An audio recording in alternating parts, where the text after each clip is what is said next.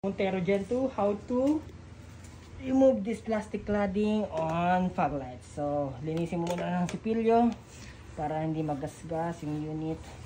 And then, black. So, I'll show it in a separate video kasi mahirap gawin ng isang kamay. Na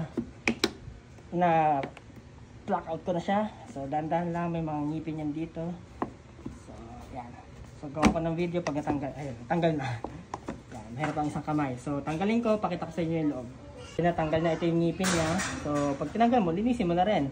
Tapos, meron siyang 3 screw para ma-access mo yung bulb sa likod. So, gawin natin. Ito na yung screw. Yan, sa baba. Tapos, itong screw na to, sa alignment yan. So, yan, may access ka na sa bulb. Yan, H11 din yan. So, kapit natin yung LED na napili ni sir na 40,000 on the next video. So, natanggal na natin yung stock bulb ni sir. Ito yung stock bulb na H11. Ito yung kakabit natin na 40,000 lumens. So, pagkabit mo niya, so, sundan mo lang yung ngipin. May ngipin yung H11 na yan. Medyo madilim lang dito sa ilalim. So, ikabit natin. Wait. So, para ka lang nagpapasok. Ayan. I-hit.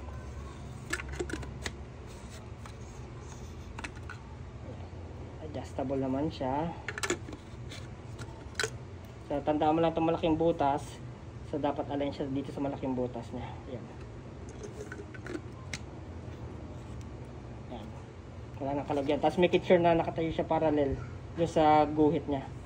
And then, pagkakakabit mo na, ayan. Plug mo lang sa connector. And then, mount mo properly. Secured ng screw. Balik mo yung plastic cladding niya.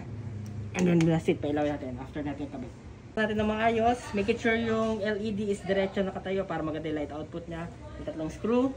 And babalik natin itong plastic cladding. So, pag kinabit mo siya, laging going here. And then, ayan, slide it. Mahirap sa isang kamay. So, anyways, ayusin ko mamaya. Thank you. Night driving made easy with our bulbs LED.